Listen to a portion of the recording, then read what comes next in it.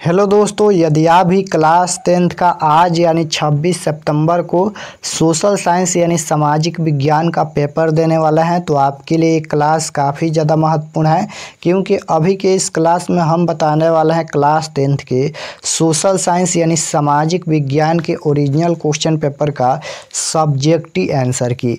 पिछले क्लास में हम इसका ऑब्जेक्टिव आंसर की बता दिए हैं, अभी के इस क्लास में हम इसका सब्जेक्टिव आंसर की बताने वाले हैं। तो आप लोग से रिक्वेस्ट है कि क्लास में अंत तक बने रहिएगा। आप लोग का विषय कोड 111 रहने वाला है। आप लोग का एग्जाम 50 मार्क्स का होगा। समय आप लोग का 1.5 घंटा का मिलेगा। तो अगर आप लोग ऑब्जेक्टिव नहीं देखेंगे तो जाकर देख लीजिएगा। सबसे पहले यहाँ पर देखिए वस्तुनिष्ठ प्रश्न मिलेगा, यानी ऑब्जेक्टिव टाइप क्वेश्चन मिलेगा, जो कि हम ऑब्जेक्टिव इसका बता दिए हैं। देख सकते हो ये सभी क्वेश्चन पूछा गया है यहाँ पर ऑब्जेक्टिव में। सीधे चलिए हम खंड ब पर चलते हैं। तो यहाँ पर देखिए खंड ब मिलेगा। खंड ब में आप लोग का विषयनिष्ठ प्रश्न यानी सब्जेक्टिव टाइप क्वेश्चन मिलेगा। प्रश्न संख्या 1 से 10 तक लघु उत्तरीय प्रश्न है। किन्हीं 5 प्रश्नों का उत्तर देना है। आप लोग का 10 क्वेश्चन पूछा जाएगा लघु उत्तरीय प्रश्न, जिनमें से मात्र आप लोग का 5 का ही जवाब देना है। तो चलिए यहाँ पर हम 5 का जवाब लिखे हैं। देख सकते हो क्वेश्चन नंबर 1 का है। पूछा गया था कि जर्मनी के एकीकरण की बधाई क्या थी। पूछा गया था कि जर्मनी के एकीकरण की बधाई क्या थी। तो इसका उत्तर कुछ इस प्रकार से है। इसका उत्तर है कि जर्मनी के एकीकरण की बधाई निम्नलिखित है। यहाँ पर देख सकते हो 5 पॉइंट में लिखा गया है। पहला है कि लगभग 300 छोटे बड़े राज्य। दूसरा है कि इन राज्यों में व्यास राजनीतिक, सामाजिक तथा धार्मिक विशेषताएं। तीसरा है कि राष्ट्रवाद की भावना का अभाव। और चौथा है ऑस्ट्रेलिया का हस्तक्षेप तथा मेटरनी की प्रतिक्रियावादी नीति। तो 5 पॉइंट में लिखा गया है जर्मनी के एकीकरण के बधाई। तो इतना लिखिएगा, आप लोग का 2 अंक यहाँ से क्लियर होता है। नेक्स्ट यहाँ पर है देखिए 4 नंबर। 4 नंबर का उत्तर यहाँ पर लिखा गया है कि राजनीतिक दलों को लोकतंत्र का प्राण क्यों कहा जाता है। ये क्वेश्चन पूछा गया था कि राजनीतिक दलों को लोकतंत्र का प्राण क्यों कहा जाता है। तो इसका उत्तर है कि लोकतंत्र में सरकार जनता के द्वारा चुने गए प्रतिनिधियों द्वारा चलाए जाते हैं। यह प्रतिनिधि किसी न किसी राजनीतिक दल के सदस्य होते हैं। जनता भी किसी न किसी राजनीतिक दल के ऊपर विश्वास करती हैं और उनकी नीतियों का समर्थन करती हैं। चुनाव के दौरान यही राजनीतिक दल के सदस्यगण चुनाव लड़ते एवं चयनित होते हैं। तो इसका उत्तर यहाँ पर समाप्त होता है क्वेश्चन नंबर 4 का। आप लोग स्क्रीनशॉट ले सकते हो।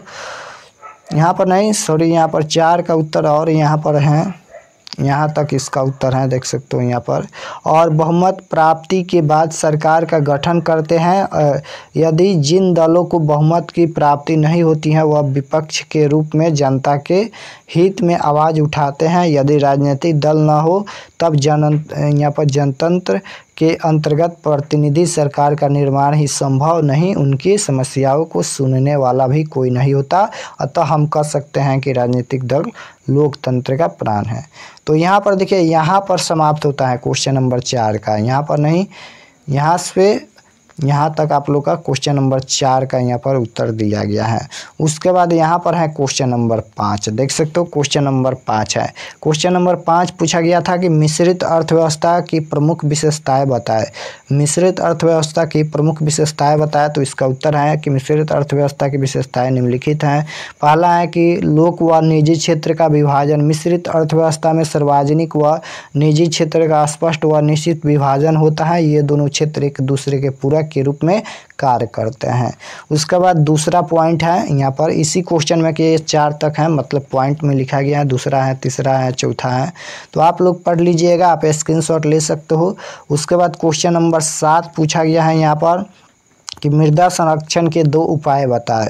तो इसका उत्तर है कि मृदा संरक्षण के 2 उपाय निम्नलिखित हैं। यहाँ पर ये हो गया और ये हो गया, 2 पॉइंट में लिखा गया है। पहला है कि सघन वृक्षारोपण, ढलान जगह पर वृक्षा को लगाना एक कारगर उपाय है। दूसरा है वनों की रक्षा। वनों की रक्षा का महत्व और उद्देश्य बिल्कुल वृक्षारोपण का ही है।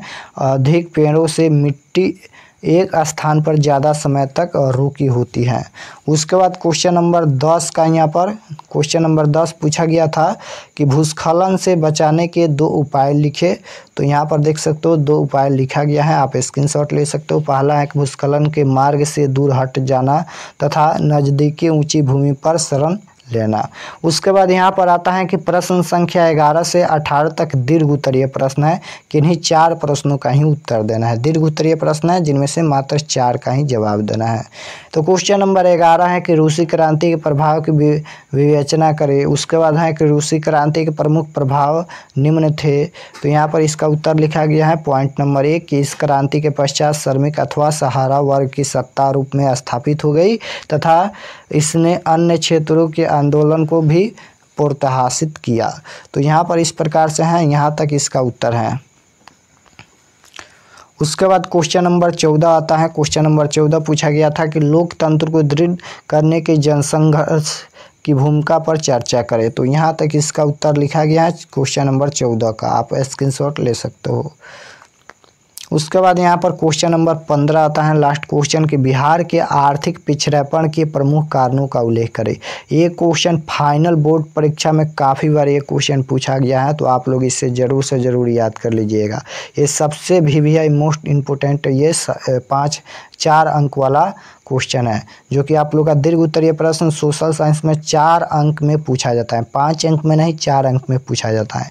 तो ये जो क्वेश्चन है काफ़ी बार एग्जाम में पूछा गया है कि बिहार के आर्थिक पिछड़ेपन के प्रमुख कारण को लिखिए और इसे दूर करने के उपाय भी बताइए। तो इसका उत्तर कुछ इस प्रकार से है, यहाँ पर देख सकते हो, आप स्क्रीनशॉट ले सकते हो।